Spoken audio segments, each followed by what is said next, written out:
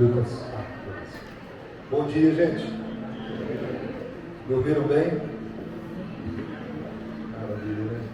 Abra sua Bíblia no Evangelho de Isaías, por favor. Isaías, capítulo 52.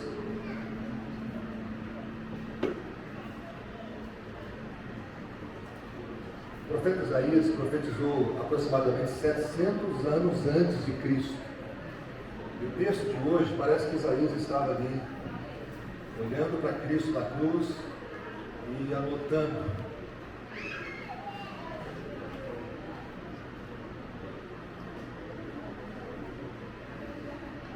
Isaías 52, nós vamos caminhar até Isaías 53.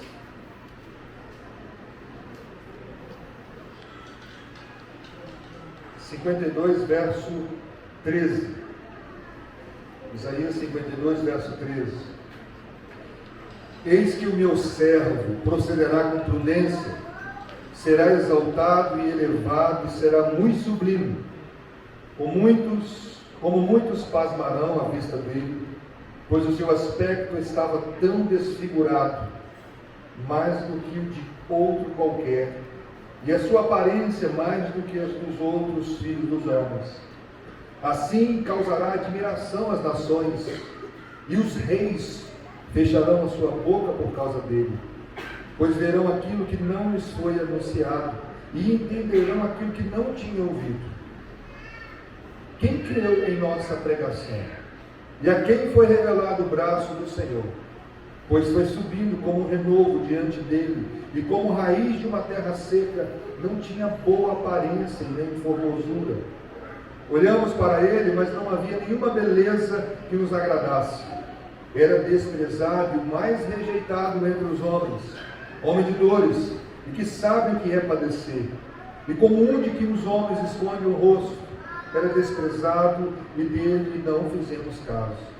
Certamente, ele tomou sobre si as nossas enfermidades, e as nossas dores levou sobre si, e nós considerávamos como aflito, ferido de Deus e oprimido. Mas ele foi traspassado por causa das nossas transgressões, e esmagado por causa das nossas iniquidades. O castigo que nos traz a paz estava sobre ele, e pelas suas feridas fomos sarados.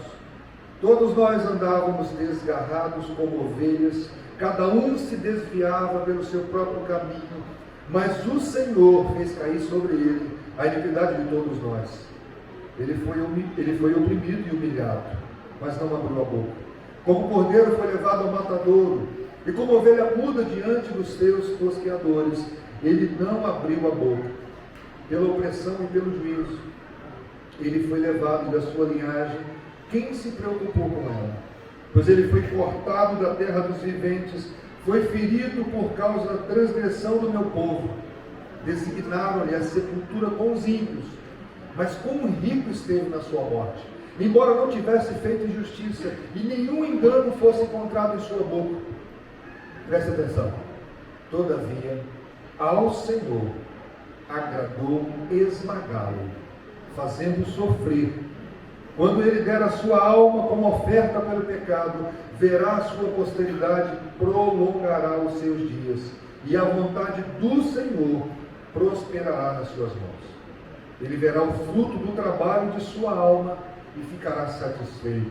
O meu servo, o justo, com conhecimento justificará muitos, porque as iniquidades deles levará sobre si. Por isso eu lhe daria a sua parte, e com os grandes e com os poderosos ele repartirá o despojo. Pois derramou a sua alma na morte, foi contado com os transgressores, contudo levou sobre si o pecado de muitos, e pelos transgressores intercedeu. Que maravilha, né, gente? Se você já leu nos evangelhos aqueles últimos momentos de Cristo, parece que Isaías estava ali. Queridos, vamos falar com Deus? Vamos orar? Colocar o nosso coração diante do Senhor mais uma vez. Pai bendito, louvado seja o teu nome, pelo teu Filho, por Jesus Cristo, nosso Salvador. Louvado seja o nome do Senhor, por tão grande amor, que para nos reconciliar contigo mesmo, o Senhor esmagou o seu próprio Filho, sendo justo, justificando o injusto, através da vida do teu justo Filho. Louvado seja o teu nome, Deus, porque a nossa salvação depende totalmente do Senhor. Cremos na obra completa de Cristo, no nascimento virginal prometido, na obediência perfeita, Cremos que Ele se fez maldição em nosso lugar na cruz do Calvário e que ressuscitou para a glória do Senhor. Cremos, Senhor, na esperança da glória, no mundo por vir, no novo céu e na nova terra onde habita a justiça. Ainda vivemos aqui, Deus, como peregrinos. Nos faça entender que estamos nesse período de peregrinação. E nos ajude a viver para a glória do Teu nome, exaltando Cristo, proclamando Cristo, dependendo de Cristo. Mais uma vez nós pedimos a bênção do Senhor sobre as nossas vidas. Mais uma vez dependemos do Espírito Santo e vamos continuar dependendo. Use o Teu servo mais uma vez, o pastor de hoje. Muito obrigado, Deus, pela vida dele, pela sua esposa, por tudo que o Senhor tem feito através dele e dela. Continue, Deus, nos ajudando, continue falando ao nosso coração, continue abençoando cada campante nessa manhã. Aqueles que não puderam vir, que possam receber também uma visitação especial do Senhor. No nome e para a glória de Jesus. Amém. Se você puder e quiser se colocar de pé, nós vamos continuar com alguns cânticos. Cante ao Senhor. Cante ao Senhor.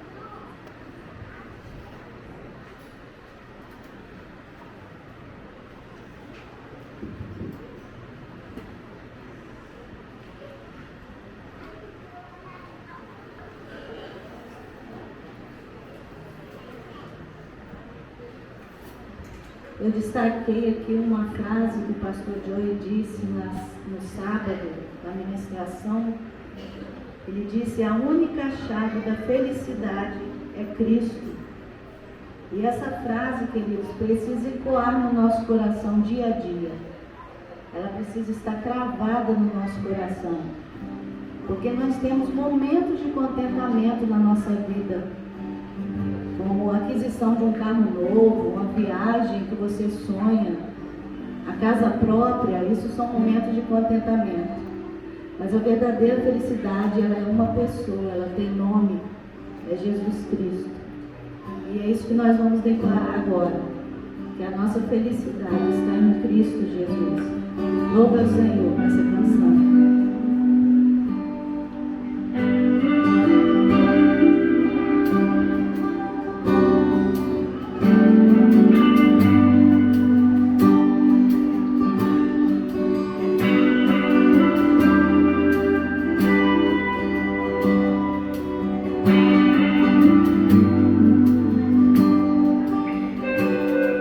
Não posso te ver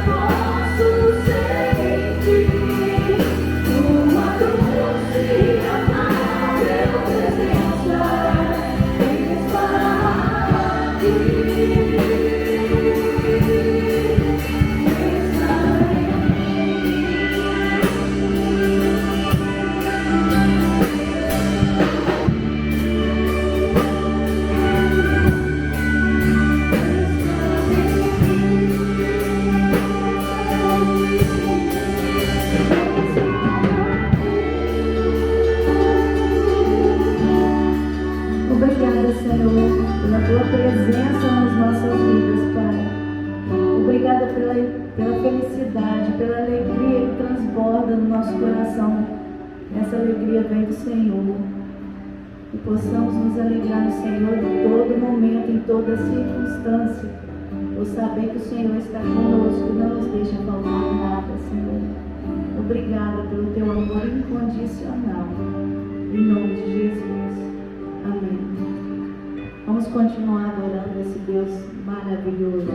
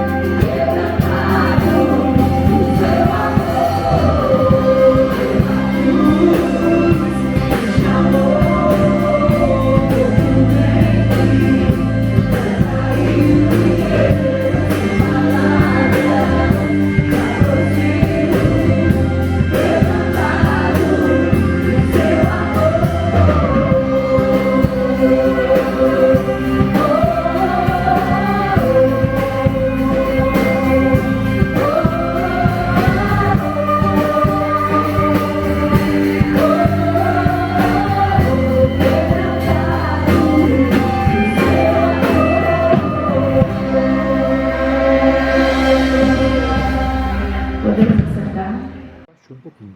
Levanta. Pode subir. Hã? Pode subir, é bom. A vista já não alcança. Tá bom? Tá.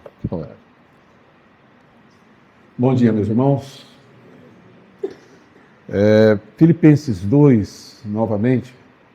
Os irmãos devem se lembrar que nós falamos apenas de um dos aspectos tratado por Paulo, quando ele diz que devemos ter o mesmo sentimento, o mesmo pensamento, a mesma forma de agir de Cristo Jesus. E nós vimos apenas aquele primeiro aspecto. Hoje pela manhã eu gostaria de percorrer os outros dois, se o tempo permitir. E se permitir também, e for possível e necessário também, aquela sessãozinha de perguntas e respostas. Eu pastor em uma igreja que nós tínhamos um programa de jovens que acontecia mais ou menos a cada 2, 3 meses, uma coisa assim, que eles chamaram de pinga-fogo. Porque os pastores eram convidados, né, normalmente, e eram uns 4 pastores, eu era o efetivo, os outros eram meus auxiliares, e nesse programa os jovens tinham a liberdade de fazer a pergunta que quisessem, sem programação, sem qualquer tipo de preparo prévio, né? Eu estou sugerindo isso para vocês fazerem o pinga-fogo com o Bruno depois, tá bom? Não faz parte da nossa programação aqui, mas no futuro eu sugiro, tá? Uma roda, e aí ele pode fazer essas respostas sem previsão de perguntas, né? Mas vamos à leitura. Diz assim Paulo no verso 5 do capítulo 2: Tende vós o mesmo sentimento, o mesmo pensamento, a mesma atitude que houve também em Cristo Jesus. Pois ele, subsistindo em forma de Deus, não julgou como usurpação o ser igual a Deus. Antes, a si mesmo se esvaziou, assumindo a forma de servo, tornando-se em semelhança de homens e reconhecido em figura humana. A si mesmo se humilhou, tornando-se obediente até a morte, e morte de cruz. Pelo que também Deus o exaltou sobremaneira, e lhe deu o nome que está acima de todo nome, para que ao nome de Jesus se dobre todo joelho nos céus, na terra e debaixo da terra. E toda língua confesse que Jesus Cristo é o Senhor, para a glória de Deus Pai, diz Paulo. Como vimos ontem, na verdade, Paulo inicia aqui essa condição, essa determinação, digamos, esse mandamento para que nós tenhamos o mesmo sentimento que vemos em Cristo Jesus. Para Paulo, quando ele diz o viver é Cristo, Paulo está dizendo que o seu paradigma, que o seu padrão é a pessoa de Cristo. E, na verdade, chama os próprios filipenses a viver, diz ele, viver de modo digno desse evangelho. Vivei significa basicamente essa condição. Como vocês talvez já saibam, Filipos era uma cidade de formação romana, e a palavra vivei de forma digna do Evangelho, que é exatamente essa palavra que acontece no capítulo 1, verso 27, ela é uma palavra tirada exatamente daqueles batalhões romanos, da perspectiva militar romana, é portar-se como, de maneira digna, obviamente, desse Evangelho. Mas não por uma questão moral, mas basicamente porque devemos ter exatamente a mesma conduta que Cristo. Quando a nossa versão Almeida atualizada e outras trazem a ideia de sentimento, isso rouba de nós um pouco do que Paulo pretende com a palavra. Tá certo? Como eu já disse, não existe tradução perfeita, não tem como você traduzir uma língua para outra e trazer todas as nuances, todas as perspectivas de uma língua, porque isso é cultural. Paulo não falava só de ter um sentimento, que é o que geralmente as pessoas imaginam quando leem. Tem que sentir como Jesus sente. Paulo falava de algo muito mais amplo. É ter não somente a sua maneira de pensar, de ver as coisas como Jesus via, mas também ter a mesma atitude, a mesma conduta, o mesmo procedimento. Tanto que o que segue não são, na verdade, perspectivas relativas a sentimento, mas basicamente a ações. quando ele diz que, sendo ele subsistindo em forma de Deus, ele não tomou para si, como Adão fez, mas basicamente ele realmente teve uma atitude diferente dessa. E, portanto, implica mais do que sentir, implica em como nós vamos agir em função da nossa maneira, obviamente, de pensar, num ato que, para os humanos, é muito difícil, não para Jesus, ser coerente entre aquilo que eu creio, que eu penso e aquilo que eu faço. Nossa dificuldade em ser coerente é grande, e não sei se vocês concordam, está se tornando cada vez mais difícil ser coerente, e é exatamente isso que ele diz, essa perfeita coerência em Cristo, o que ele pensa, o que ele sente, o que ele fala, é o que ele faz, é o que ele é. E basicamente Paulo diz exatamente isso que devemos ser. Então vamos lá, olhando então para essa perspectiva, olhando exatamente para esse segundo ponto, quando ele diz que em Cristo, verso 7, ele se esvaziou, tá certo? E no texto de 6:8 estabelece exatamente essas três ações de Cristo. Ele não usurpou, ele se esvaziou e ele se humilhou. Esses verbos são verbos principais, são verbos que na construção de Paulo, do seu pensamento, da sua, digamos, redação, são fundamentais. Esses são os verbos principais. São essas as três ações de Cristo. Quando ele diz, tende em vós os mesmos sentimentos, é esse mesmo aqui. É ter exatamente essa mesma conduta de se, de fato, não usurpar, mas se humilhar, ou se esvaziar e se humilhar.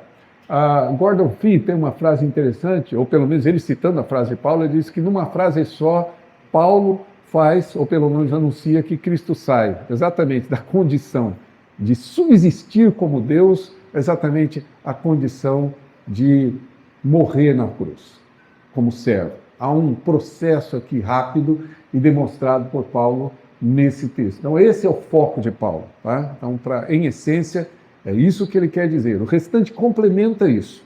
O restante vai nos dar, obviamente, a visão de como isso é possível, mas o que Deus quer, a mensagem simples é isso. É que cada um de nós compreendamos que devemos ter em nós a mesma conduta, o mesmo sentimento, a mesma forma de Cristo agir. Isso é viver como Cristo. Isso é tornar Cristo, de fato, o meu viver. Ou seja, quando eu digo, para mim o viver é Cristo, significa exatamente isso. Quando eu digo ter o mesmo sentimento, o mesmo pensamento de Cristo, o resultado, ou pelo menos a perspectiva, é exatamente essa. Então, a partir daí, nós podemos, obviamente, tentar compreender como esse esvaziamento se dá. Por favor. Em primeiro lugar, observe que, quando pensamos em termos de palavras, isso em qualquer língua, nós sempre temos que levar em consideração os vários aspectos. Isso aqui seria, digamos, uma aula de exegese adiantada para o Samuel e para o Rodrigo, né? Mas é basicamente aquela ideia de como eu abordo o texto. O texto sempre vai ter essas três dimensões. A sintaxe, que é a gramática pela qual ela é estruturada, de certa maneira, que ela vai realmente nos trazer, e aí, obviamente, para nós no português já é muito claro isso, no grego mais ainda. Como eu disse que o grego tem declinação, é muito específico, é muito objetivo. Tá? O grego tem essa perspectiva, então a sintaxe vai fazer diferença. As palavras não aparecem, digamos, numa forma verbal, numa declinação do substantivo à toa. Ela aparece porque existe uma disposição de. Tá? É mais difícil, inclusive, de se confundir essa ideia. Então, um exemplo simples, quando você pega casa, a palavra casa em português, ela vai variar, obviamente, simplesmente em gênero, porque ela tem um gênero, tá? Em grau e em número, podendo ser plural, mas basicamente essa é a variação que temos nas nossas palavras. Quando você vai para o grego, essa declinação faz com que a função dela na sintaxe esteja pré-definida. Ela veio no acusativo, é objeto e não tem como ser diferente. Ela veio no nominativo, então ela só pode ser o sujeito da oração. Então ela é muito específica, por isso que a gente precisa olhar um pouco para essa sintaxe. Desculpa aqui essa aula chata de português, principalmente mais chata ainda de grego, tá? Mas somente para entender aonde precisamos chegar. A semântica é exatamente aquele significado que a palavra tem, tá certo? A palavra ela tem vários sentidos, vários significados possíveis. Mesmo no português, você tem uma variação de significados para a palavra que, inclusive, trazem os duplos sentidos. É porque existe exatamente um campo semântico que a palavra, na verdade, não com perfeição, tem vários possíveis sinônimos, né? Não perfeitos, mas vários possíveis sinônimos, e isso é um campo semântico. Também no grego, esse campo semântico para nós vai ser importante. E, finalmente, o contexto, porque o contexto define o sentido pelo qual o autor usou. É o contexto que nos define. Portanto, a palavra ela não existe isolada. Dentro desse contexto, qual dos significados Paulo apontou para aquela palavra? Isso, para nós, terá uma relevância importante. No caso aqui da sintaxe, do lado de cá, eu gostaria de destacar somente onde está escrito ali aoristo, tá? Que é importante aqui no caso. O nosso pretérito, o nosso verbo no passado, ele tem algumas formas, mas no nosso pretérito, no português, ele sempre está envolvido com o tempo, concorda? Aconteceu, já não acontece mais, pretérito perfeito.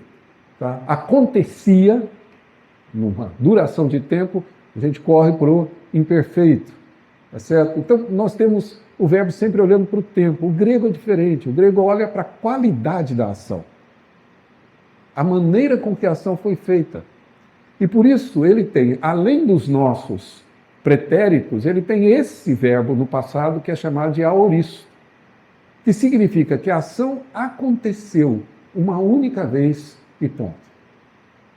É tão interessante isso que essa é a nossa base para dizer que não existe mais o batismo com o Espírito Santo. Por quê? Porque o batismo com o Espírito Santo narrado em Atos vem no aoristo.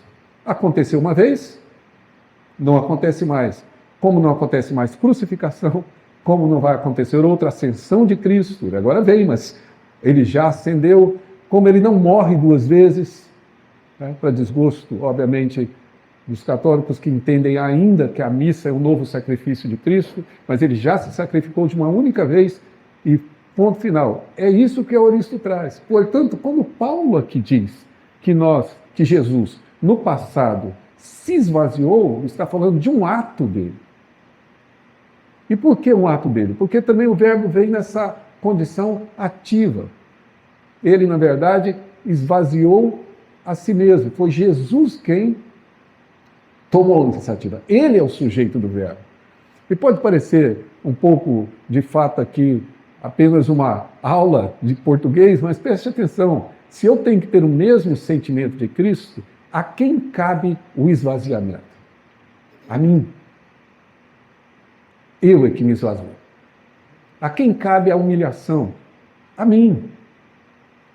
A ideia do texto não é que eu seja humilhado. A ideia do texto é que eu me humilhe, que eu me esvazie. Porque o sujeito da ação foi Cristo, o sujeito da ação sou eu.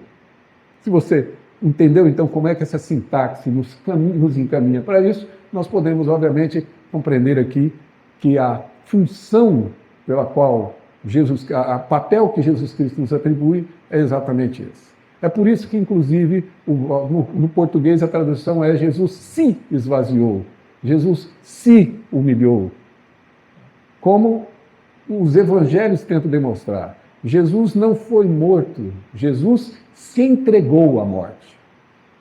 Tá? Por várias leituras possíveis, inclusive do evangelho de João, fica evidente que Jesus, na verdade, depois de ter visto que tudo havia se cumprido, ele disse, tenho sede, deram-lhe fel, e ele então entrega o seu espírito, porque ninguém rouba a vida do autor da vida. Ninguém pode tomá-la, é ele quem entrega a vida. Enquanto Cristo não quisesse, não desejasse morrer, homem nenhum teria a autoridade e o poder de lhe tirar a vida. Jesus não é uma vítima na cruz. Jesus é aquele que se entrega deliberadamente, cumprindo obedientemente seu papel lá na cruz. Que torna a cruz o grande paradoxo da existência humana. Não sei se você já pensou e olhou para isso. A cruz é o momento do ápice da glorificação de Cristo, segundo Paulo. E segundo João. É na cruz que ele triunfa sobre principados e potestades. Ali ele vence, ele não é vencido. Na cruz de João, na verdade, quando ele é levantado, ele é exaltado, ele é glorificado no ato de maior humilhação. E já deveria ser para nós uma lição que achamos que humilhação nunca glorifica. É exatamente sendo servo que Cristo é glorificado. Mas isso é um outro assunto. De qualquer maneira, a sintaxe já nos leva a essas conclusões. Por favor. Veja bem, olhando agora para a semântica em si. A palavra esvaziar tem aqueles possíveis significados. Esvaziar, anular, derramar é importante. Tá? Eu acho que isso aqui tem uma... A gente não diz citação, a gente diz uma espécie de alusão. Por trás do que Paulo está falando, ele está tomando do Antigo Testamento alguns pontos, algumas ideias textuais, inclusive, e eu acho que o derramar está envolvido aqui, até pela linguagem de Paulo, depois eu volto a isso, mas de qualquer forma, tornar sem efeito. É isso que significa esvaziar. Quando a Almeida, outras traduções, traduzem realmente a ideia de Cristo ter se esvaziado, a ideia é essa. Tá? Ele derramou, ele tornou nulo, ele obviamente fez e tomou esse ato para si. Tá certo? A definição basicamente é isso, é ser reconhecido ou não ser reconhecido com valor, é ser obviamente de alguma forma esvaziado no seu próprio sentido. Não vamos ler o texto, mas 1 Coríntios 1,7, esse mesmo verbo é traduzido como anular. O mesmo acontece em Romanos 4,14, 1 Coríntios 9,15, em 2 Coríntios 9,3, é como você realmente ter um ato em vão. Tá? É como se Paulo dissesse, é um trabalho nulo, um trabalho em vão. Então, a ideia de esvaziar é essa, como ativamente Cristo tornou, obviamente, a sua pessoa nula. E, por favor, não fiquem muito, digamos, escandalizados com isso, porque esse ato é dele. E talvez revele aquilo que já lemos em Isaías 53, que ele, de fato, fez. O Senhor da glória se tornou nulo, sem qualquer aparência da sua divindade e da sua glória. É muito curioso isso, que Paulo não começa dizendo que ele, na verdade, se tornou assumindo a forma de homem e depois se fez servo. Ele diz, ele assumiu a forma de servo, de escravo. Esse é o ponto. Aquele que realmente é o escravo. Eu gosto muito de lembrar aqui do capítulo 1 de João, verso 14, que a gente gosta de citar bastante, né? E o verbo se fez carne e habitou entre nós. Observe, João não disse o verbo se fez homem. O verbo se fez carne, que à luz de Ezequiel significa frágil, como nós somos. Ele assumiu essa forma e por isso a semântica nos dá essa ideia de que realmente é esse o papel, foi isso que Cristo fez. O Deus da glória, o Senhor da glória, se torna, obviamente, aquele que serve. Em vários textos da Escritura isso fica completamente evidente, a ponto de ser constrangedor. Não é sem razão que Pedro não quer que Jesus lave os seus pés. E a primeira vez que eu compreendi esse texto, eu diria de maneira um pouco mais profunda, ajudado por um pastor, um americano que pregava e falava sobre João, uma das melhores exposições que eu já vi de João, eu confesso com os irmãos, eu fui às lágrimas, ao ver ele descrever a cena do meu Senhor, o Senhor da glória, aos meus pés. Não eu aos pés dele, mas ele aos pés dos discípulos. E quando Pedro rejeita, Pedro está correto, Senhor. Não faz o menor sentido isso. Mas Jesus diz a Pedro com clareza que é necessário. Porque se Cristo não nos servir, veja bem, eu não tenho parte com ele. É necessário que ele me sirva para que eu tenha parte com ele. E naquele dia, Pedro e os discípulos olharam para Jesus de cima para baixo. Se você consegue entender, porque eu não, como o Deus da glória, Senhor dos senhores, aquele que nós não podemos vislumbrar sem mediador, porque do contrário seríamos plenamente consumidos, dada a sua santidade e glória, em um determinado momento da história, se coloca aos meus pés. Sendo que eu olho para ele de cima para baixo, e é ele quem me serve, como um escravo. Por isso, Paulo usa termos fortes e diz claramente que Jesus, então, se esvazia exatamente para cumprir essa vontade de Deus. Por favor. E por isso, as versões, na verdade, vão se alternando numa tentativa de traduzir o termo. A tentativa. Eu gosto muito de sugerir às pessoas que estudam a Escritura, para vocês, tenham versões diferentes. Tá? Leiam versões diferentes do mesmo texto quando estiverem estudando um texto. Então, leia Almeida, leia Nova Versão Transformadora, leia a versão internacional, reúna essas versões. Se você tem acesso à língua inglesa, se você ler, então vá ler King James, já existe inclusive versão portuguesa da própria King James, e se você tiver dificuldade com a tradução do inglês, não se preocupe, o Google está aí para te ajudar, tudo que você jogar lá, ele já traduz. A IA já traduz tudo que você quiser. Então, vai vir traduzido do inglês para o português, mas veja como as palavras são usadas. Por exemplo, em inglês, exatamente a King James vai dizer que ele fez-se nada. Não é que ele fez-se igual aos homens, simplesmente, mas ele não fez-se nada, ele esvaziou-se de tudo. Fez-se sem reputação. Isso que a King James diz, a NVI americana, inglesa, que diz fez-se nada, e fez-se sem reputação nenhuma, sem reputação alguma. Jesus, então, se esvazia, e é esse o ponto de Paulo. Então, por favor, entenda o que Paulo quis dizer, e aqui nós vamos para o contexto, basicamente, da passagem, olhando para o texto, é basicamente o seguinte: se você tem dificuldade de entender o que significa se esvaziar-se, veja o contexto. Olha o texto, por favor. Diz ele no verso 6, pois ele, subsistindo em forma de Deus, não julgou consumação ser igual a Deus, antes, ou mas, numa conjunção adversativa. Portanto, se nós temos dificuldade de achar um sinônimo para isso, exatamente olhando para o lado oposto, talvez facilite. Ou seja, quando ele diz mas, ele está dizendo ao contrário do que foi dito antes. E aqui, se a minha lição de português da 8ª série não me deixar na mão, né? Porque basicamente o mais está dizendo que o que eu estou afirmando agora é o oposto do que eu acabei de afirmar. Tá? E aí, obviamente, existe uma relação entre as questões. Portanto, é mais do que, ou antes do que, ou contrário do que. Verso 6, usurpar. Ao contrário do que Adão fez, Cristo se esvaziou. Adão caminha no sentido de tomar para si, obviamente, ser igual a Deus. Jesus caminha no caminho, vai exatamente na linha oposta, e esvazia-se. Mas não somente isso, verso 3, se você puder observar. Nada façais por partidarismo ou vanglória, por humildade, considerando cada um os outros superiores a si mesmo.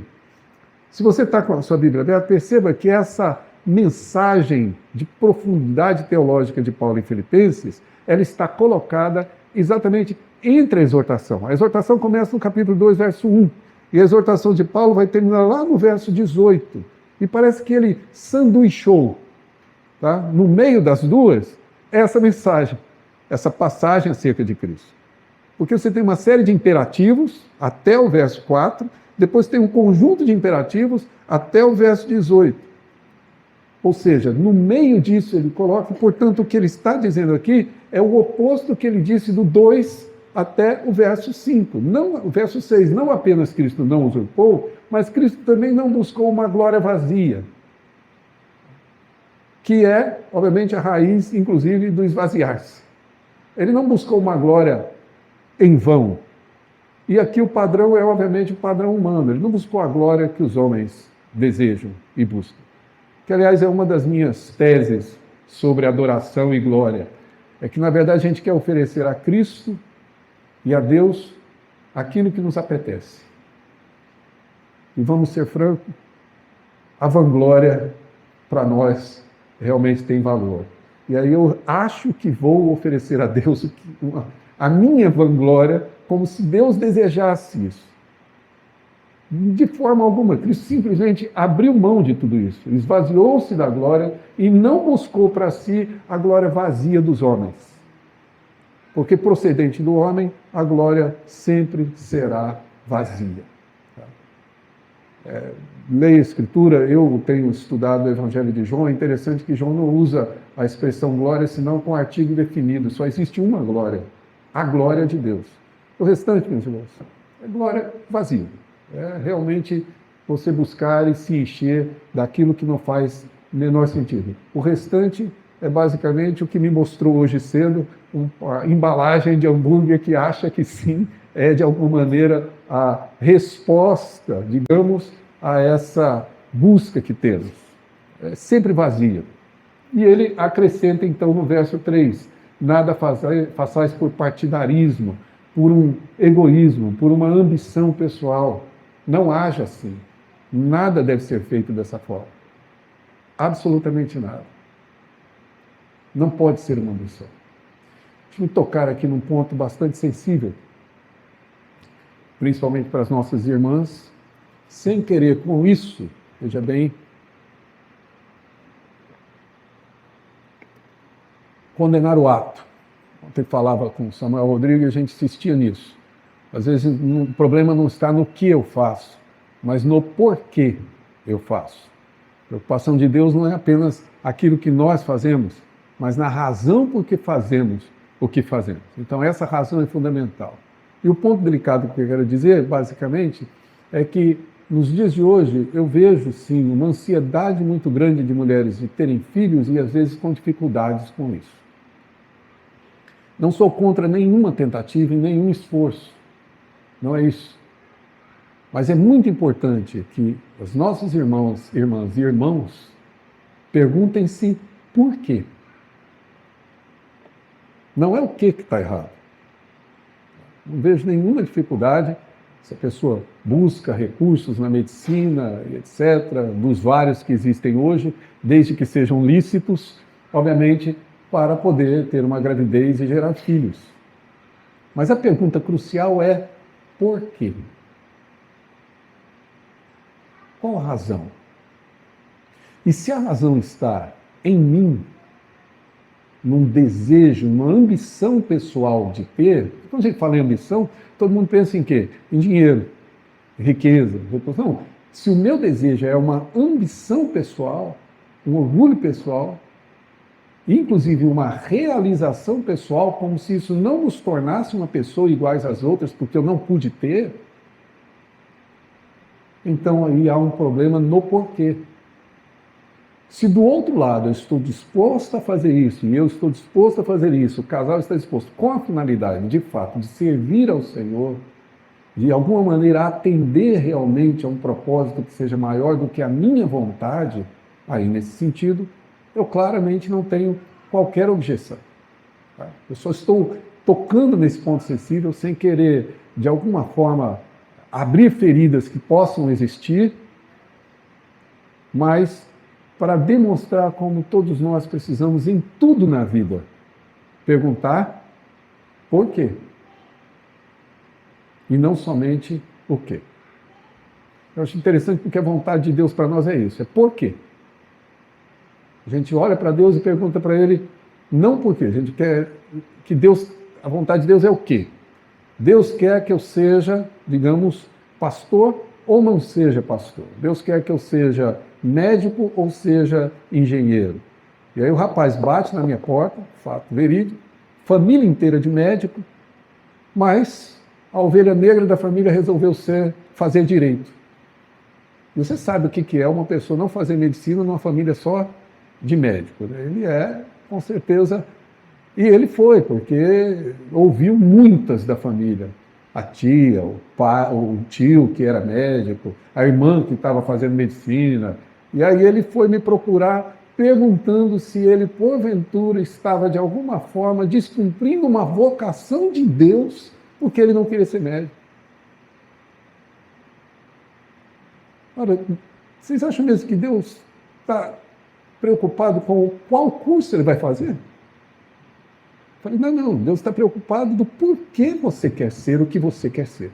Qual a razão? Se você quer servir a Deus com direito ou com qualquer custo, meu amigo, saia daqui e vai fazer arte culinária. Não interessa. Interessa a razão pela qual você pretende fazer. E, basicamente, essa é a questão. Os próprios filipenses, cheios de partidarismo, cheios de própria vanglória, cheios de egoísmo, cheios de ambição, obviamente sendo confrontados por Paulo dizendo: vocês precisam esvaziar-se, porque esse tipo de conduta, sentimento, só leva realmente à frustração. Não tem como ser alegre com isso. Por que eu faço exatamente o que eu faço?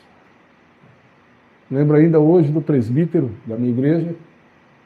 Eu era pastor de uma congregação na época, e de uma igreja, a igreja sede, a igreja, obviamente, mãe, e ele foi até lá num dia de ceia.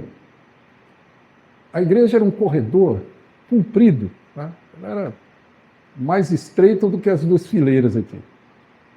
Lá na frente não tinha nenhuma elevação, então eu pregava no nível da igreja. E comprido, que é longe. O salão que arranjaram lá funcionava no colégio, juntaram 3 salas de aula, ficou aquela coisa, sabe, esticada. E eu, obviamente, na hora de celebrar a ceia, chamei 2 diáconos, porque não vi o presbítero. Porque o presbítero era muito alto. Sentou-se lá no fundo. Era exigir muito eu enxergar o sujeito lá. Então não o vi, não chamei. Ceia celebrada, estou na porta cumprimentando as pessoas. Me lembro até hoje, a dona Raimunda passou, me cumprimentou e disse: olha, fulano tal teve aqui, e foi embora para casa magoado com o Senhor. Magoado comigo? Nem vi ele aqui, o que eu fiz? E essas coisas você não pode deixar para depois. Terminei de cumprimentar o pessoal, entrei no carro e bati na porta dele. Já achei o presbítero de pijama, estava tão emburrado que já tinha vestido o pijama. Eu acho que aquele dia ele não ia nem assistir os gols do Fantástico, porque ele já estava mesmo de mau humor. Ô pastor, você está aqui? Estou. Eu vim aqui porque me falaram que o senhor estava chateado comigo e o senhor vai me dizer por quê. O que eu fiz? Não, pastor, tudo bem. Esquece. Não vou esquecer, não. Agora que eu já gastei minha gasolina, você vai me dizer qual a razão de você estar magoado comigo. A gente vai resolver isso hoje. Se eu fiz alguma coisa errada, eu vou pedir perdão. Eu falei: não, pastor, é o seguinte, é que eu fui ao culto lá especialmente para celebrar a ceia, o senhor não me chamou. Eu falei: muito bem. Pois eu queria pedir perdão ao senhor porque eu não o vi. Por isso eu não te chamei. Mas gostaria de dizer uma outra coisa. Eu não te vi, mas Deus viu. E o senhor não está preparado para servir a ceia. O senhor está confundindo o que a ceia é. A ceia não é um momento de auge do seu presbiterato. A ceia não é lugar de honra, é lugar de serviço. E se você vai servir a ceia para ser honrado, o Senhor não tem condições de servir a ceia. Eu não te vi, mas Jesus viu e não deixou o Senhor servir a ceia. Muda o teu coração e no próximo domingo tenho certeza que Ele vai fazer eu ver você lá no fundo. Porque é exatamente isso. Veja bem, um serviço a Deus que é feito por ambição, por uma questão totalmente pessoal, de orgulho pessoal. É o mesmo erro, meus irmãos, se eu tivesse vindo aqui para, de alguma forma, obter algum tipo de orgulho pessoal, não faz o menor sentido, se não for um espírito de serviço. Por isso essa ambição, ela se infiltra nos sentimentos mais puros que nós possamos imaginar e se reveste de, digamos assim, das estolas mais santas que possamos vestir. E dá uma impressão de santidade quando no íntimo, o cântico que eu canto é para que as pessoas me vejam sendo um bom cantor, um bom músico. A mensagem que eu prego é para que todos vejam que eu sou um grande pregador. Se é esse o nosso sentimento, desculpa, você pode até receber bons elogios, mas não espere a alegria do ministério. Porque vanglória só traz frustração, partidarismo, egoísmo. E Paulo diz que Cristo caminhou no sentido oposto. O que eu quero dizer é que esse antes, esse mais, essa adversão que Paulo faz no verso de número 7, diz que tudo que ele falou antes, Cristo agiu de modo oposto, num outro padrão, que é o padrão dele. Obviamente, diz ele no verso 3, pensar de si, veja lá, ninguém pense de si mesmo, não façais por partidarismo, não ou por vanglória, mas por humildade, considerando uns aos outros superiores a si mesmo. Olhe para as pessoas e veja as pessoas e considere as pessoas superior a você. Eu tenho, acho que já comentei isso com vocês, mas uma das lições mais, aquela hora que ela levanta a mão e diz as 10 vezes, né? Mas é uma lição importante para mim. Tá? E eu tive o privilégio de pastorear uma igreja, a primeira igreja que eu pastoreei, a igreja do setor Pedro do Vico, em Goiânia, e depois de passar por alguns desgastes com alguns zeladores, finalmente um presbítero, que quando a igreja melhorou e teve outros presbíteros, ele disse, pastor, eu não sou presbítero, voltou a ser diácono, foi presbítero para poder ajudar a igreja num determinado período, e como diácono viu as dificuldades, me pediu para ser zelador da igreja. E obviamente eu agradeci a Deus, porque eu conhecia ali o coração do Tonho, o senhor Antônio Rocha. E um dia de domingo, eu chego mais cedo na escola dominical, pense bem comigo, num templo cuidado nos mínimos detalhes. O piso era daquele cimento queimado, aquele vermelhão. Aquilo reluzia. Ele foi a vida inteira servente de pedreiro, nunca chegou a pedreiro. Ele sempre foi servente de pedreiro. E eu chego e paro na porta do templo e fico observando. E o seu Antônio Rocha pega um fio de prumo de pedreiro, amarra no último banco, traz o fio até o primeiro, e aí, olha, tem um banco fora, a linha. Olha de novo, agora é o outro. Um por um, dos dois lados. E eu olhei aquilo um tempo, depois falei, seu Antônio, não faz isso, Antônio. Por que, pastor? Não, seu Antônio. O senhor está aí com esse cuidado, pondo os bancos nesse alinhamento perfeito, ninguém vai ver. E ele me respondeu, Jesus vai. Então eu simplesmente me calei, porque havia sido pastoreado por um servente pedreiro, que era zelador da minha igreja, e que diante de Deus naquele momento era muito mais fiel que eu. Percebem? Eu não posso considerar-me superior a ninguém. Jesus caminhou no oposto. Sendo Deus, ele se coloca menos do que nós somos. Nada. E é isso que esvaziar-se, com certeza, significa. Não tenha em vista, diz Paulo, aquilo que é seu. Mas olhe sempre o interesse dos demais. Isso é o esvaziamento. Assim Paulo diz, obviamente, dentro do contexto. Se você tem dificuldade de entender a palavra esvaziar-se, toda essa parafernália de grego e português que eu fiz, então está fácil. Olha para essa conjunção adversativa, veja o que Paulo diz antes e pronto, já sei. É o contrário de tudo isso. Se estiver muito difícil de entender ainda assim, é simples. É o contrário do que eu e você estamos fazendo agora. Da maneira como estamos conduzindo a nossa vida.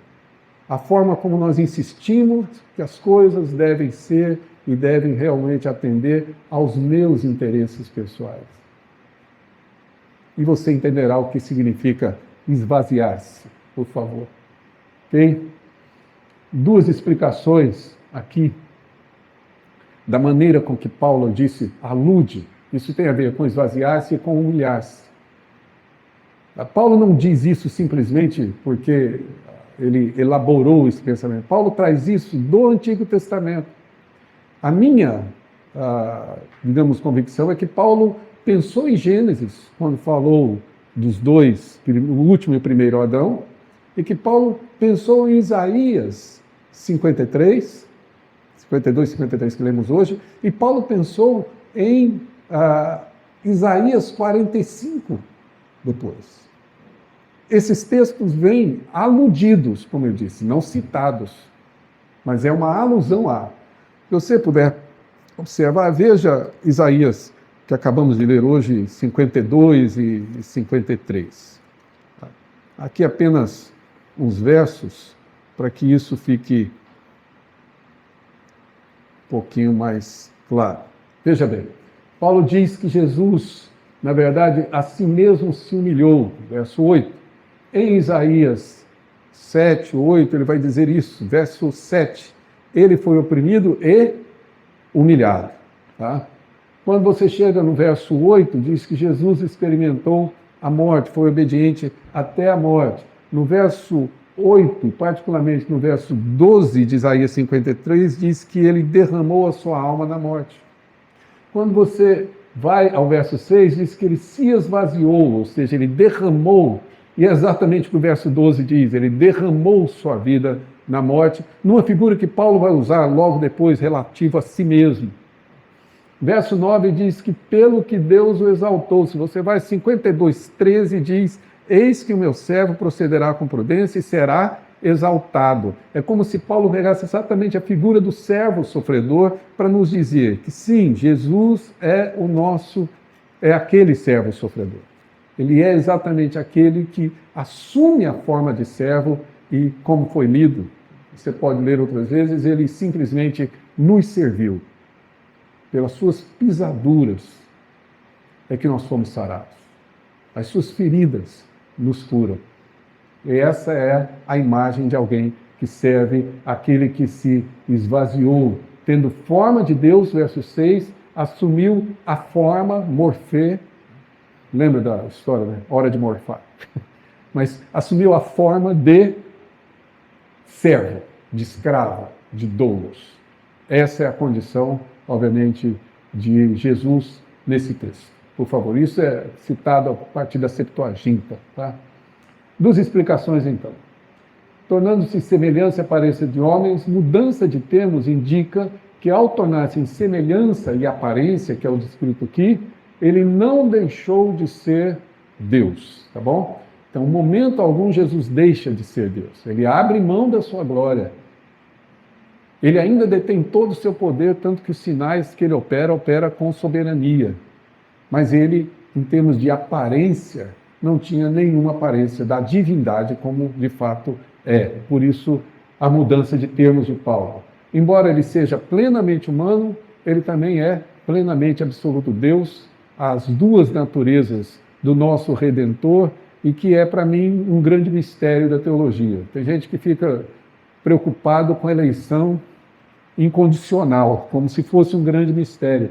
Mistério, meu irmão, é Cristo ser homem e ser Deus na sua plenitude. Isso sim é mistério. Para o qual a gente não tem explicação. A gente crê porque a Escritura diz que é. Mas ele é totalmente Deus e totalmente homem. Em todas as características humanas e todas as virtudes e todos os atributos divinos. Isso é mistério. Tá? Essa é, obviamente, um grande mistério. E ele é igual a nós, porém ele é diferente de nós. Ele, obviamente, é verdadeiramente humano, sem nunca ter deixado de ser Deus. Segundo Paulo, isso é a encarnação. Significa que ser igual a Deus, esvaziar-se de nós mesmos, é exatamente expressar a perfeição de Cristo. A imagem de Cristo e de Deus. Ou seja, se eu quero expressar a imagem e semelhança de Deus, da criação, e se eu quero expressar a pessoa de Cristo em função da redenção, então só tem um caminho, é ter em mim o mesmo sentimento, o mesmo pensamento, a mesma atitude de Cristo Jesus. E me esvaziar. Do contrário, não é a Ele que eu expresso, não é Ele que eu expresso. É basicamente a mim mesmo. Sei que é um desafio terrível para nós enfrentarmos essa ideia de esvaziamento. E é uma luta contínua, uma luta comigo mesmo, por isso que o ato é meu. Mas sou eu que me esvazio exatamente nessa condição. Ok? Por favor. Agora sim, conclusão de Paulo aqui, uma primeira conclusão nesse ponto. Cristo, em sua pré-existência, encarnou-se, ou seja, ele não usurpou, esvaziou-se. Isso se refere à encarnação. E na sua vida ele humilhou-se em termos de obediência, e essa obediência vai até a morte de cruz, de tal forma que Deus o ressuscita e, portanto, o declara Kyrios. Essa é a dinâmica de Paulo, por favor. Segunda conclusão, ou seja, ele sai de escravo para senhor, tá? Do doulos para o kyrios. Isso vai aparecer logo depois também. Segunda conclusão, o paradigma de Cristo e o padrão social humano. Tá? Não tenho muita dificuldade, vocês já entenderam isso. Tá? Cristo não tomou para si o ser igual a Deus e o homem usurpa ser o próprio Deus. Tá? Não sei se vocês já se lembram da palavra de José para os seus irmãos, quando os seus irmãos pedem perdão para ele, no capítulo 50 de Gênesis. Jacó morreu, os irmãos mandam primeiro os servos, depois é que eles vão, corajosos como eram, enfrentar o grande e poderoso José, o vice-rei, o vice-regente do maior império da época, e que com certeza mandava mais do que o próprio rei, do que o próprio faraó. E José recebe seus irmãos. E seus irmãos se apresentam dizendo: eis-nos aqui como seus escravos. Então somente não nos mate. Não se vingue. A resposta de José é uma aula de teologia do Novo Testamento, tá? Claramente. José dá 3 respostas. A primeira delas, que é o que tem a ver com o que estamos dizendo aqui, José diz: não se preocupe. E pergunta: acaso estou eu no lugar de Deus? O papel do juízo é de Deus. O papel do perdão é nosso. Não sei se você parou para pensar, mas quando você traz uma mágoa no seu coração e não perdoa, não supera, você está assumindo o papel de Deus e exercendo juízo sobre as pessoas. Eliane de Tumbiara, Goiás, ficou famosa agora por causa daquele secretário da prefeitura, genro do prefeito, que fez aquele absurdo. Tá? E aí a mídia já bombou, eu já nem leio porque a pressão já sobe só de ler. Então é melhor nem ler. Mas ele, suspeitando, eu não sei se fato ou não, porque não conheço a história, que a esposa o estivesse traindo numa viagem que ela fez, matou os 2 filhos e se matou. O último que estava internado veio a falecer agora depois. Deu tiro nos filhos e deu um tiro em si. Foi isso que ele fez. O que ele fez? Ele tentou ser Deus e exercer o juízo. E, obviamente, julgar a esposa e penalizá-la pelo que ele entende ela havia feito.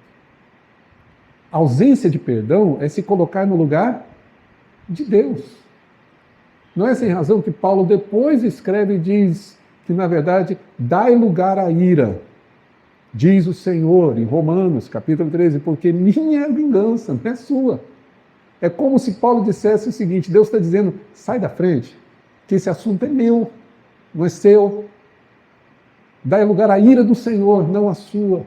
Não ocupe o lugar de Deus. Veja, como um simples ato de rancor, de ressentimento, eu estou simplesmente fazendo o papel de Deus. Aquela cara emburrada é para a pessoa realmente ser punida pelo que ela fez. Aquele mau humor, aquele silêncio de uma semana, depois que o casal tem a DR, é para eu dizer para minha esposa: eu vou te punir porque eu sou Deus. Perdoe entrar em detalhes assim, mas é para mostrar como, na prática, basicamente, nós precisamos, de fato, de um esvaziamento desse sentimento, até porque ele não é nosso. Quem podia ter, não usufruiu dele, não quis usufruir. Agora, quem não tem o direito de ter, está lutando para tomar para si e usurpar para si isso. É o que Paulo diz, tomado lá em Gênesis. Paulo diz: esvazie-se de tudo isso, de egoísmo, da glória vazia, de tudo que na verdade é seu. Tome para você a postura do nosso Redentor, do nosso Cristo. É assim que o viver é Cristo. A frase é bonita. E a gente repete. O problema não é a frase, o problema é a prática. Você dizer, para mim o viver é Cristo, é liturgicamente bonito. Perdoe a sinceridade, embora a sinceridade não carecesse de perdão, é o mínimo que se pode oferecer. A pergunta que é que eu e você vamos fazer com essa frase quarta, quinta-feira, quando acabar o acampamento. Lá é que o viver tem que ser Cristo. Não na liturgia, mas lá. Então, se você compreendeu, basicamente essa é uma segunda conclusão. Terceira, mais uma vez, você escolha o seu padrão. Adão ou Cristo? Sociedade, homens ou Jesus? Você escolhe o seu padrão. Por que padrão você vai viver? Porque de que maneira você vai construir a sua vida? E basicamente é essa atitude. Por favor. A quarta conclusão, a humanidade, segundo Deus. Isso é importante, interessante. Isto é, o que significa ser imagem e semelhança de Deus? Esvaziar-se pelo bem dos outros e no fazer ao assumir o papel de escravo. Nesse ato nós revelamos, obviamente, a pessoa de Cristo. Ou seja, quando eu e você insistimos em trazer para nós essa vanglória, nós estamos deixando de ser humanos. Não é o conceito que a gente tem. Que, aliás, a frase errar o humano virou uma espécie de licença para cometer pecado. Não, é o contrário. Quando eu tomo para mim, quando eu exerço essa função pecaminosa, eu estou exatamente deixando de ser aquilo para o qual eu fui criado, e, portanto, deixando de ser humano, me colocando num papel que não é o meu. Se isso tudo está compreendido, podemos, obviamente, tentar caminhar. Tem, obviamente, um papel vicário aqui, eu já expus isso no meio do ano passado para vocês.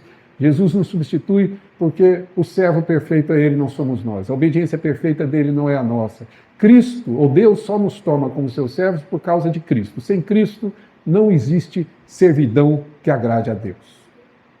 Entendam isso. É uma verdade da Escritura. Se você puder, só para ilustrar isso, vá a Romanos, capítulo 14, quando Paulo discute a questão da comida que vai sacrificada aos ídolos, se deve comer, não deve comer. E aí, nesse contexto, Paulo diz o seguinte no verso 23. Mas aquele que tem dúvida é condenado se comer, porque o que faz, veja bem, não provém da fé. Meus irmãos, essa frase é muito forte. E tudo o que não provém da fé ou de fé é pecado. Tudo. Se isso é verdade para uma comida, por que não seria para uma oração, para um cântico, para uma pregação e para um culto?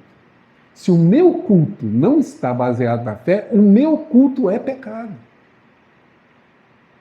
Se a mensagem que eu profiro não está baseada na fé que eu tenho em Cristo Jesus, a minha mensagem, embora possa ser teologicamente perfeita e edificante, e Deus usá-la, mas ela é, em mim, pecado.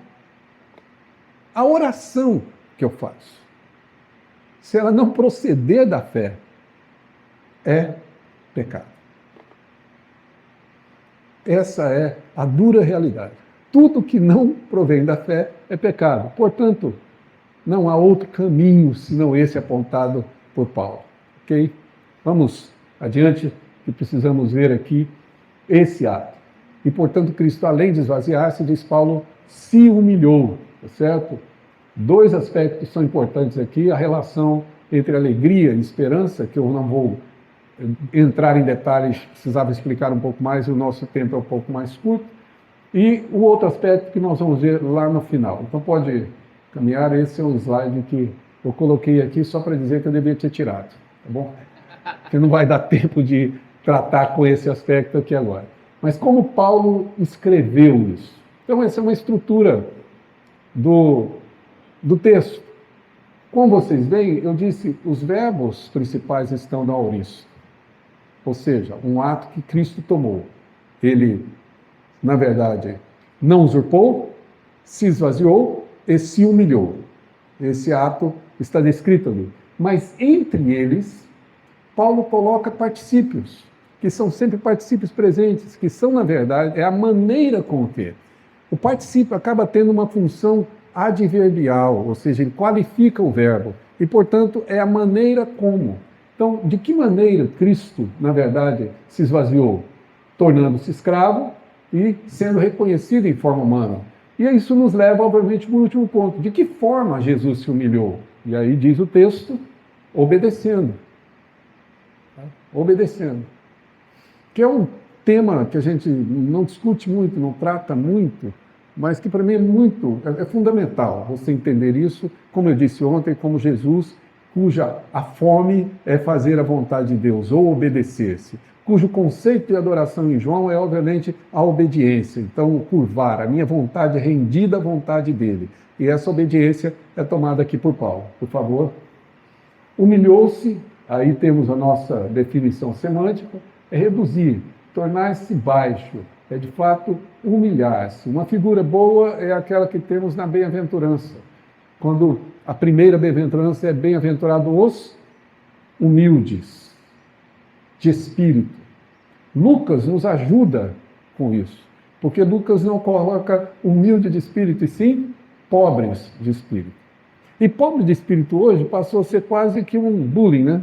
Você fala, fulano de tal é pobre de espírito, como se fosse alguma coisa de uma espécie de síndrome de pobreza. A pessoa é assim, a forma de pensar, de vestir, etc. Pobre de espírito. Esquece o sentido real de pobre de espírito. Pobre de espírito é aquele que comparece à presença de Deus de tal forma que não tem absolutamente nada a oferecer. Portanto, só pode aguardar que Deus lhe conceda por misericórdia. Pobre de espírito é isso. Bem-aventurado o pobre de espírito, porque ele não aproxima diante de Deus achando que pode oferecer alguma coisa a Deus que já não seja dele, que é a tolice humana. Eu vou dar ao Senhor uma oferta. A oferta é dele. Eu dou ao Senhor o meu dízimo. Os 100% é dele. O que é que você tem que não seja dele?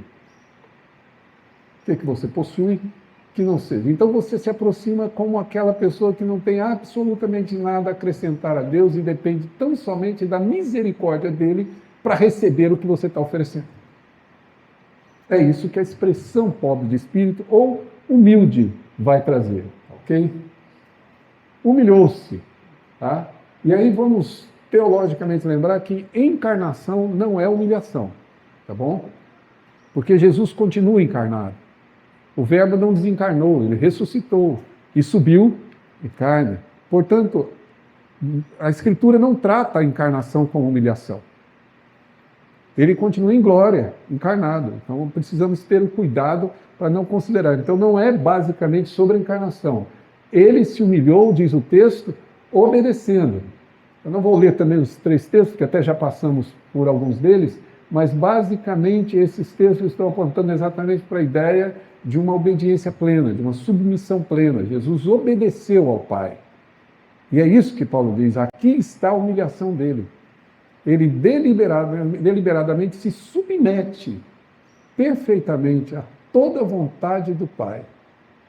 Tudo aquilo que o Pai determinou, ou que ficou claro na economia da Trindade, tá certo? Por essa razão é que nós podemos olhar para as bem-aventuranças sob a perspectiva de uma felicidade, no paradoxo do reino de Deus. E se você não entendeu isso, nós somos chamados para viver realmente paradoxo. Paulo vai dizer que a nossa pregação é loucura, ou é tolice. Mas para nós que somos salvos, é a salvação.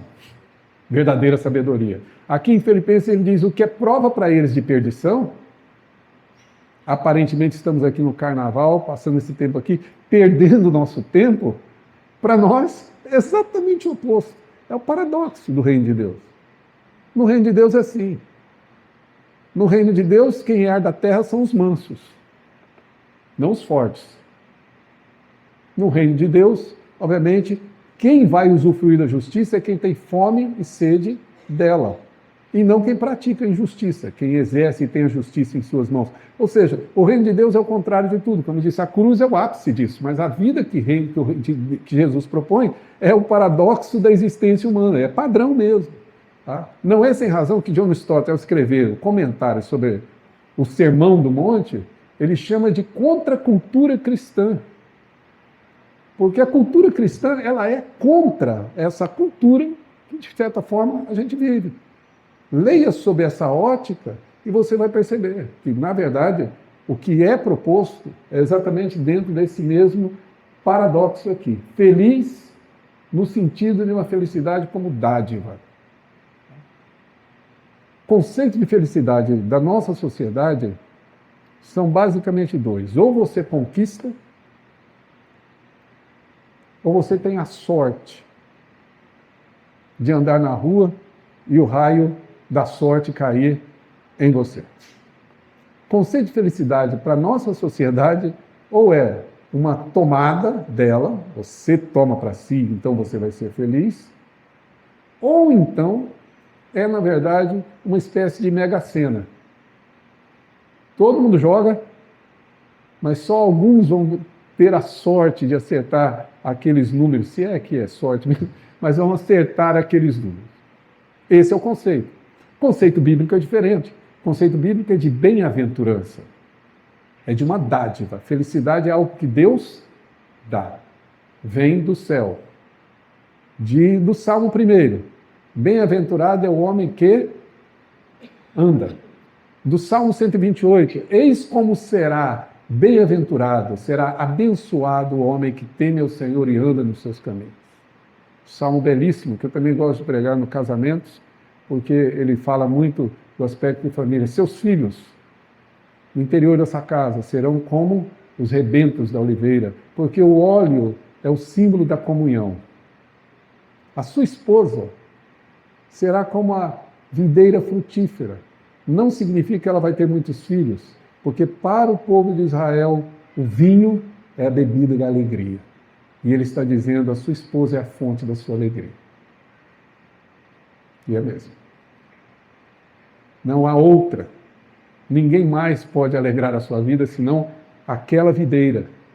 Percebe? É a bênção que Deus está dando. É lá que ontem até conversava com alguém, agora não vou me lembrar, me perdoe, mas conversavam sobre a questão da longevidade, e que na nossa sociedade ficar velho é uma maldição. E a Escritura diz que você verá como bênção de Deus os filhos dos teus filhos. E quem já viu o filho do filho sabe que é verdade. Você pode tomar para si. E isso só é possível na longevidade, que é graça de Deus em nossa vida.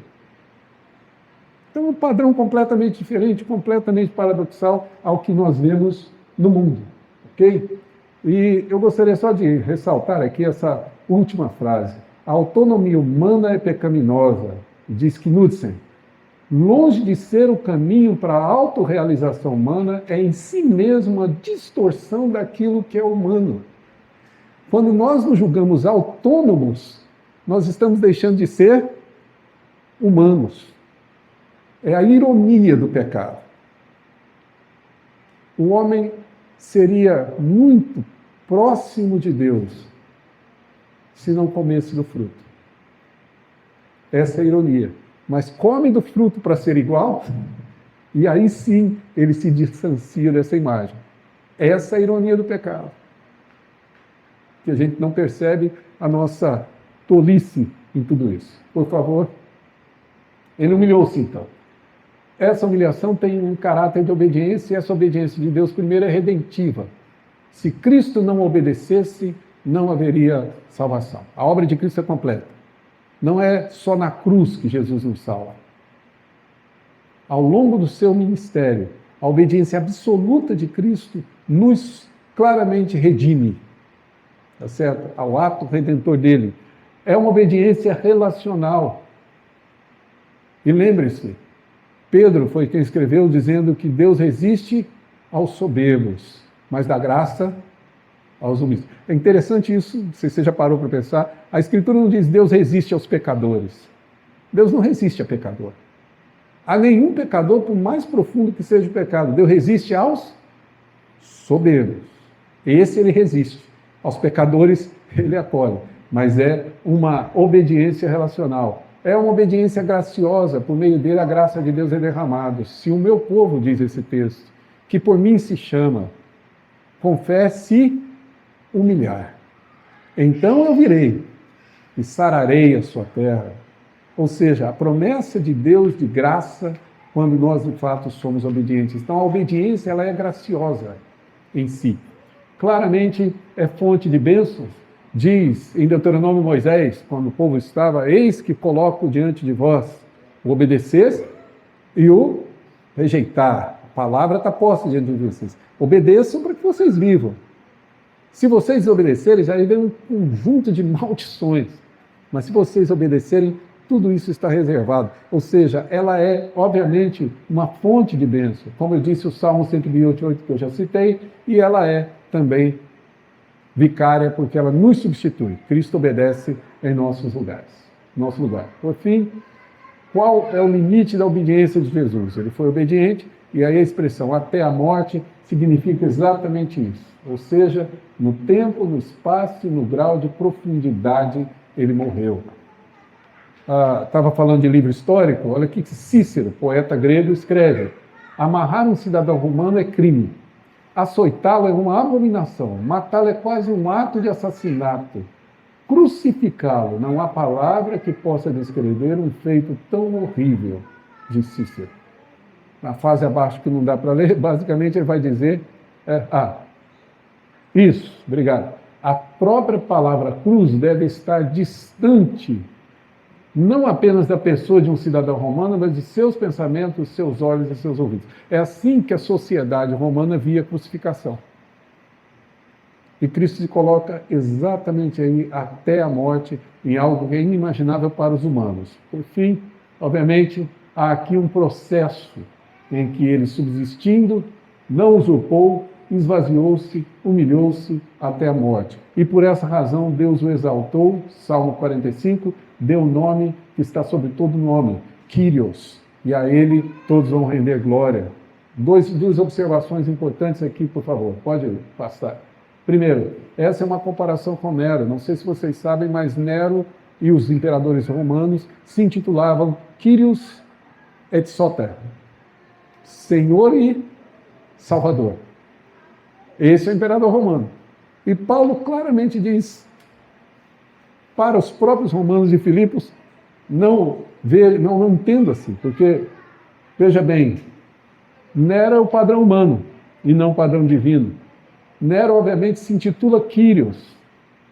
Jesus é declarado Kyrios pelo Pai. Nero, claro, é declarado Soter. E Jesus é o verdadeiro e único Salvador, conforme Paulo escreve. Mas, principalmente, Nero governa o Império Romano. Jesus é Senhor de tudo aquilo que está nos céus, na terra e debaixo da terra. Nada foge ao seu senhorio. É por isso que eu disse ontem, com a intenção mesmo de chocar, o inferno é governado por Cristo Jesus. Ele domina absolutamente tudo. O diabo, embora seja uma revolta contra Deus e um reino usurpador contra Deus, mesmo agindo contra Deus, ele termina fazendo a vontade de Deus. Ao crucificá-lo, os anjos e as potestades malignas julgaram que haviam vencido o grande Messias do Senhor. E é lá que Jesus triunfa. Deus usa até o pecado para cumprimento dos seus propósitos, tal a sua soberania. É isso, obviamente, que está aí. Aliás, é uma das segundas respostas de José aos seus irmãos. Vós intentaste o mal, Deus intentou o bem. O plano de vocês era plano de Deus. Vocês vão pagar pelo que vocês fizeram para Deus, mas Deus usou exatamente o pecado de vocês para que eu viesse aqui e pudesse realmente sustentar tantas pessoas pela graça de Deus. Então Deus é exatamente aquele que é o Kyrios, diz Paulo, em que todos vão realmente declarar. De maneira que as minhas cadeias em Cristo se tornaram conhecidas de toda a guarda pretoriana. Nero me prendeu, e exatamente essa prisão que faz com que o Evangelho chegue até lá. Veja bem, todos os santos os saúdam, diz Paulo aos Filipenses, e acrescenta, especialmente os da casa de César. César acha que governa. é Deus quem reina. Se isso não faz muito sentido para você no tempo do Império Romano, aliás, era outra época, para mim faz todo sentido hoje. Eu acho engraçado como os nossos governantes dos 3 poderes, se é que só tenha 3, a gente está quase chegando no 4º e no 5º poder, mas acham que governam. Acham que são eles que têm o domínio do país em suas mãos. Eles não se lembram que para Herodes, e principalmente para Pôncio Pilatos, Jesus disse: nenhum poder teria sobre mim se do alto não te fosse dado. O poder não é um domínio humano, é um exercício humano. O poder sempre pertenceu a uma pessoa só. E é isso que Paulo está dizendo, o Kyrios é ele. Ele é o Senhor. Mas não percam de vista exatamente esse ponto fundamental. O Kyrios, o Senhor de toda a terra, esvazia-se e então se humilha exatamente para que eu e você pudéssemos ter essa vida com Ele. Esse é o padrão de Cristo, basicamente, por favor.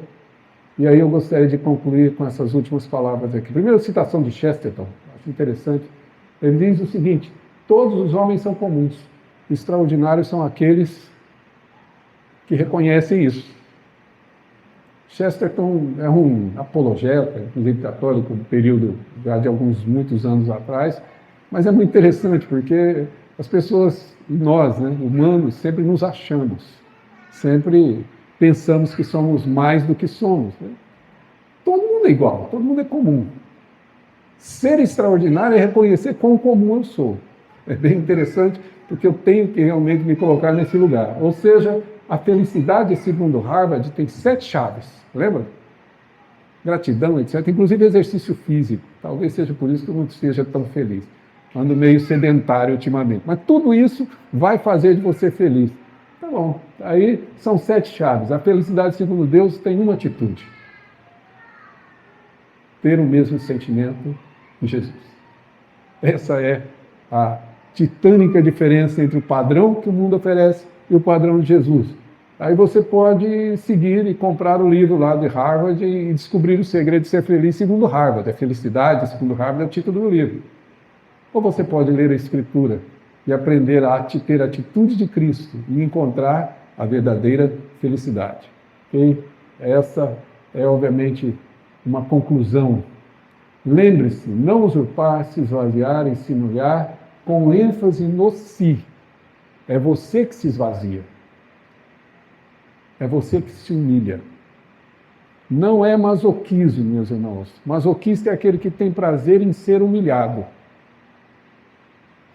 É cristianismo, cujo nosso prazer é nos esvaziar e nos humilhar para a glória do nosso Deus, porque Ele sim é quem, por Ele vale a pena viver.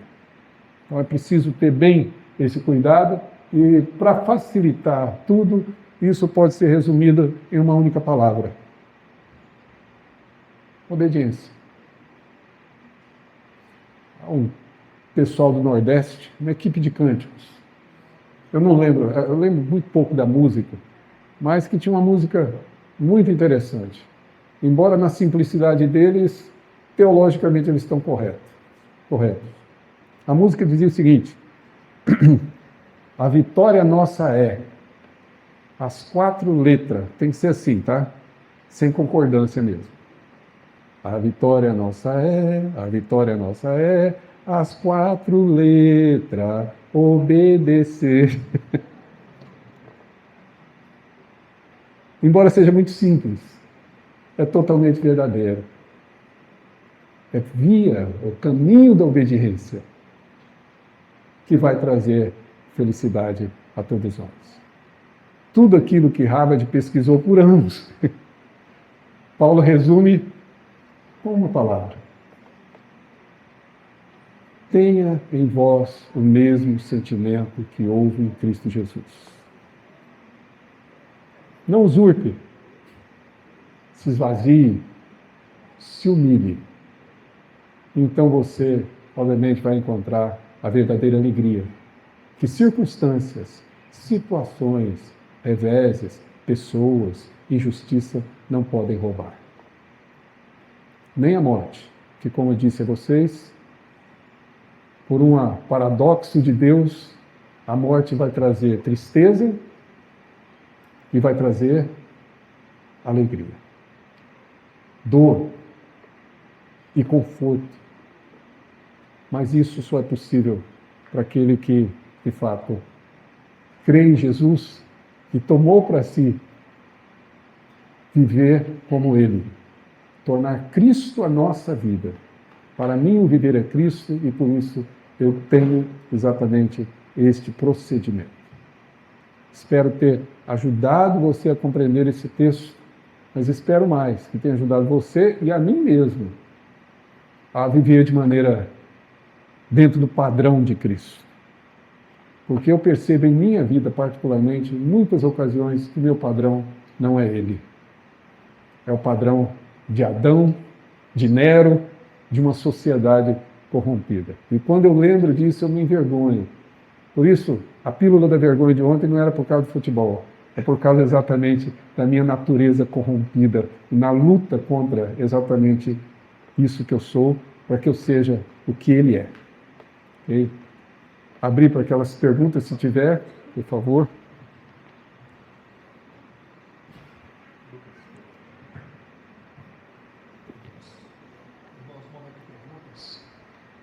Eu tenho aqui 3 e uma minha. A minha, se não dá tempo, fica os 3. Nossa conversa particular. Tá bom.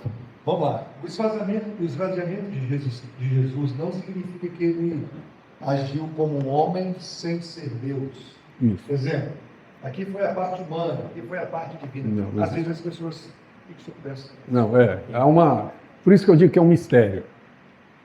Quando Jesus diz, por exemplo, que daquela hora e dia ninguém sabe senão o Pai, é complexo para a gente entender isso. Alguns vão alegar que Jesus assumiu a atitude de não saber. Eu não penso assim.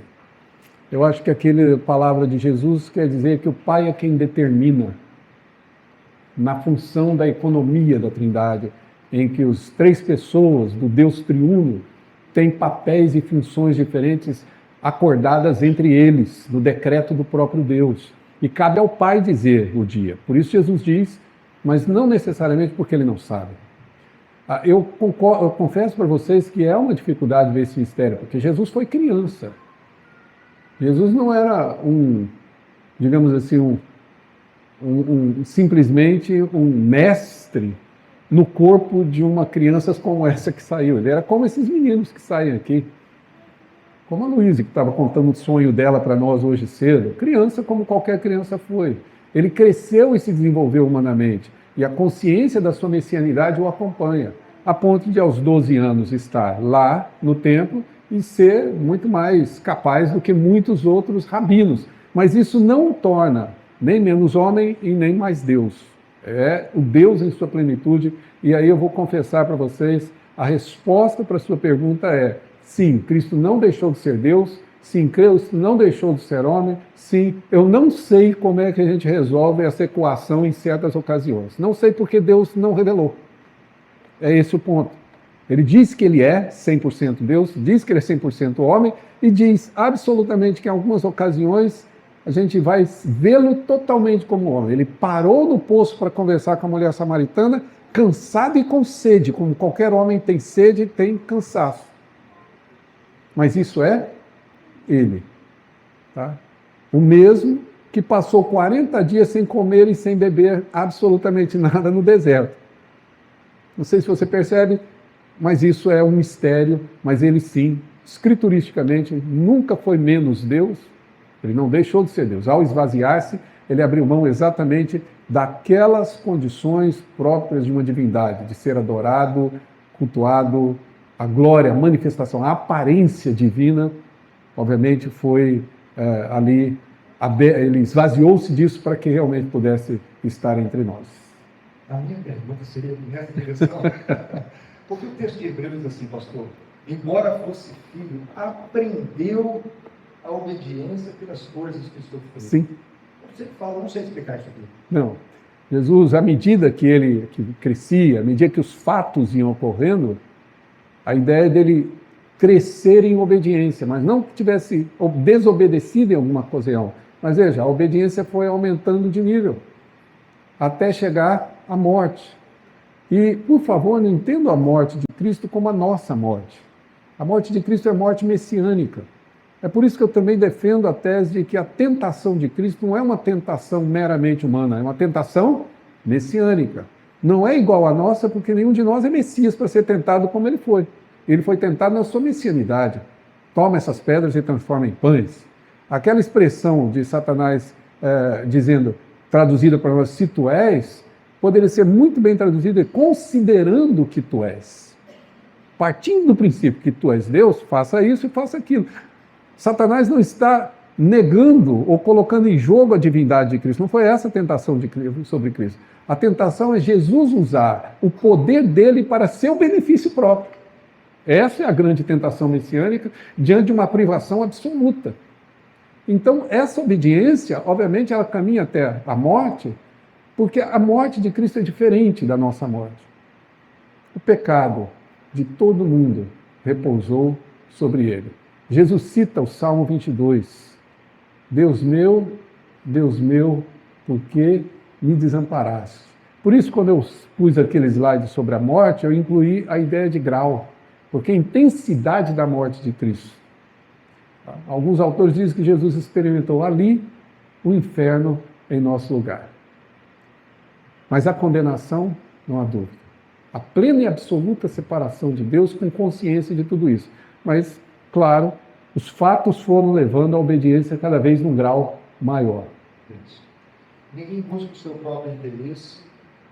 E como nós lidamos com a pessoa legalista, que quer estabelecer regras para a gente? E eu não tenho que buscar o meu próprio interesse. Veja bem, não buscar o seu próprio interesse não significa, com isso, se submeter ao interesse egoísta, humano. Seu padrão é o de Jesus. Simples. A gente não vive pela opinião de terceiros. A gente vive pela verdade de Cristo. Então, não tenho que obedecer a homens, eu obedeço a Cristo. Esse é o ponto. A nossa Constituição da Igreja diz isso muito claramente. Quando você faz a sua profissão de fé, há uma pergunta que é dita para você, está lá no nosso manual de culto, e principalmente na nossa Constituição, é que se você promete ser fiel e obediente às autoridades da Igreja, enquanto estas forem fiéis à Escritura. Porque o dia que a autoridade da Igreja não for fiel à Escritura, seu papel é desobedecer. Entenda isso. O dia que o nosso governo se tornar um governo oposto ao cristianismo, qual que é o nosso papel? Diz Pedro, antes importa obedecer a Cristo do que obedecer a vocês. Eu vou deixar de obedecer a Cristo. Quando a lei, a ordem vem contra Cristo, meu irmão, quando um legalista exige de você um farisaísmo que vai contra o Evangelho, qual é o seu papel? E seguir o Evangelho. Então não é viver. O interesse aqui não é o que a pessoa quer, mas o que a pessoa necessita. É bem diferente. Tá? Vontade e necessidade. Quando eu busco o interesse dos irmãos, eu estou buscando aquilo que é necessário para os irmãos. Não aquilo que os irmãos querem. Tá? Lembre-se disso quando pensarem no Bruno como pastor. Ele não está sendo pastor de vocês para fazer o que vocês querem. É para fazer o que vocês precisam. E às vezes o que eu e você precisamos é um grande e redondo não. Porque é uma necessidade. História simples, eu era professor de seminário, um aluno meu, que nem terminou o seminário, que era muito malandro, inclusive, e fazia o seminário. Não, por favor, não nos esqueçamos disso. Mas ele fez uma prova de grego, eu era professor de grego, que pensa numa prova horrível. Eu sei que o grego é difícil, mas não precisava errar tudo. Eu tive que corrigir a assinatura do nome dele para ver se dava uma aumentada na nota, entendeu? Ver se ele escreveu o nome correto dele mesmo, para ver se melhorava a nota do indivíduo. E aí, entreguei a prova de todo mundo e entreguei dele. Por ordem alfabética, eu fui entreguei dele. 0,8. Lembro até hoje. E ele, com aquela cara bem cínica, que era própria dele, ele disse para mim, ô pastor, ô mestre, Não dava pelo menos para dar uma arredondada? É claro que dá, me dá sua prova. Fiz um 0 e entreguei para ele. 0, professor? É a nota mais redonda que eu conheço. Não é o que ele quer, é o que ele precisa. Então, fique tranquilo, quando o legalista exigir de você alguma coisa que vá contra o Evangelho, diga ao legalista, ou leve o legalista a conhecer o Evangelho, diga a ele quanto fariseu ele está sendo, ao exigir, inclusive, dos outros que tenham uma conduta que é somente a visão distorcida e diminuta que ele tem. Ok? A última, pastor. O senhor falou sobre a motivação de ter filhos. E existe um movimento católico e agora também da igreja protestante, de que se você não tem muitos filhos, você não está cumprindo o mandato Cultural. Uhum. E aqueles que são a favor dessa para ter que tomar remédios e acham correto eles. Como o senhor esse é um dilema antigo, né? Uma luta bem antiga, e que, na minha opinião, ela baseia-se primeiro numa leitura limitada de Gênesis, em vários sentidos. Citar um exemplo para tentar chegar no ponto em questão. Quando Deus disse, não é bom que o homem esteja só, Deus então fez uma auxiliadora igual, que a palavra idônea significa isso, e colocou essa mulher então junto com o homem. Pergunta, o que Deus criou com esse ato? Na opinião de vocês.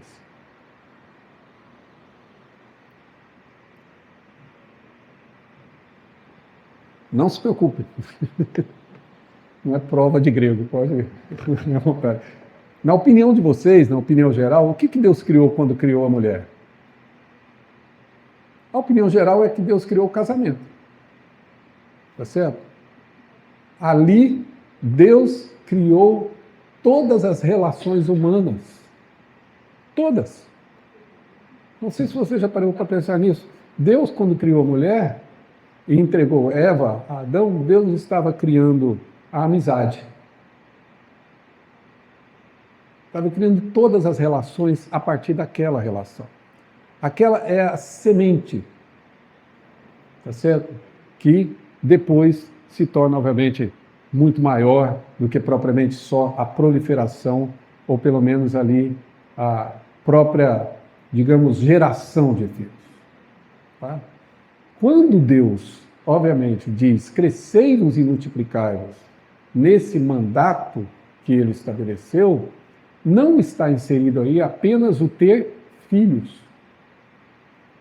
Não é apenas gerar filhos, mas uma amplitude de atitudes e de situações.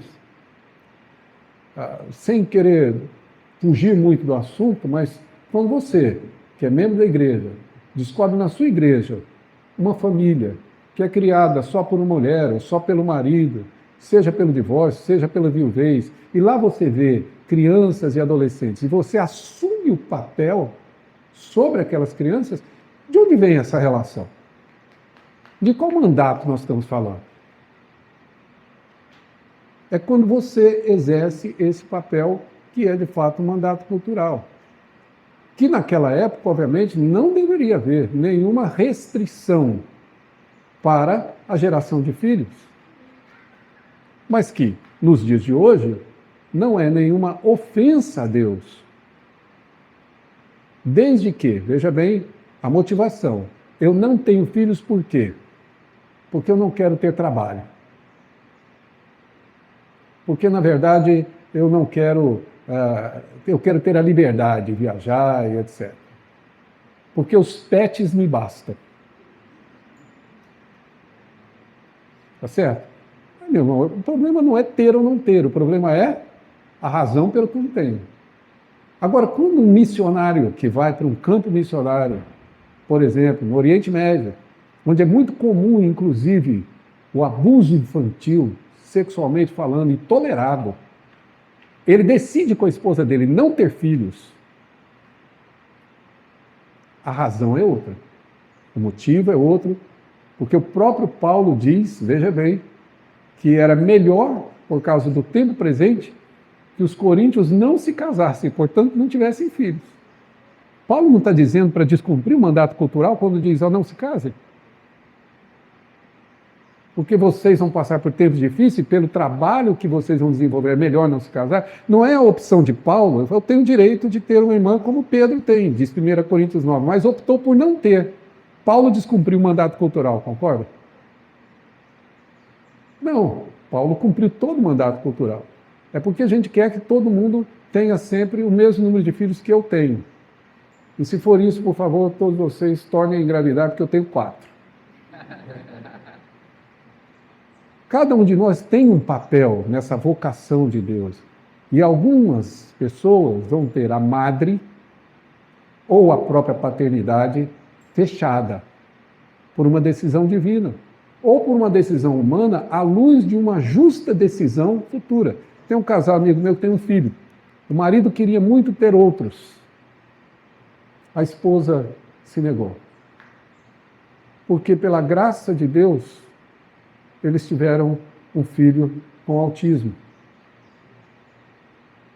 E estudando e participando de grupos, ela percebeu que a possibilidade de ter um outro com a mesma síndrome era grande. E nós julgamos essa pessoa como se ela estivesse descumprindo um mandato cultural. O problema não é o quê, o problema é por que eu faço. E vários autores, hoje cedo o Bruno me citou mas outros autores eu já havia lido, eles defendem que crescei-vos e multiplicai-vos tem a sua recíproca no Novo Testamento com ide fazer discípulos de todas as nações. Essa é uma forma de crescer e multiplicar. Aí as pessoas querem ser radicais, de não fazer nenhum controle de natalidade, mas evangelizar que é bom, é uma forma de cumprir o mandato de Deus. Também. Então, eu diria, olhem com certo cuidado. A Escritura é muito simples, mas ela também é bastante complexa. A gente não pode, se não nos aprofundarmos a entender exatamente aquilo que Deus, de fato, revela. E, na minha opinião, o mandato cultural não se, digamos, exaure num mandato apenas familiar. Quando Deus diz que devemos ter um relacionamento, Ele está falando que precisamos nos relacionar com pessoas. Quando Deus diz que devemos crescer e multiplicar, Ele está falando exatamente, inclusive, do crescimento. O mandato para Adão era pegar o reino do Éden e levar o reino de Éden a toda a criação. Esse era o mandato. E, portanto, a geração de filhos faz parte, mas não se esgota nisso. Tá bom? O problema não é ter ou não ter, o problema é por que eu tenho e por que eu não tenho. Se você fizer essa pergunta antes, você vai ficar, na minha opinião, mais em paz. Ok? É isso? Ok. Obrigado, irmãos.